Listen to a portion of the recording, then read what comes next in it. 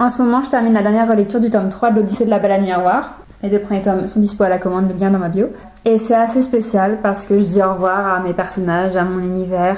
Je les ai en tête depuis 2020, donc ça fait bien 5 ans que Koda et Yoon, mes personnages principaux, font partie de moi. Ça ne me déplaît pas de leur dire au revoir, pour être honnête, parce que j'ai envie d'avancer, puisque leur histoire se termine et c'est comme ça. Mais c'est la première série que j'écris et donc je n'ai jamais été attachée à des personnages avec autant de force. Et là, j'écris un one-shot qui n'est pas du tout de la fantaisie ni de l'anticipation, mais que j'ai en tête depuis le mois de novembre. En fait, j'ai vachement de mal à m'y mettre parce que je suis beaucoup moins attachée à l'univers et aux personnages.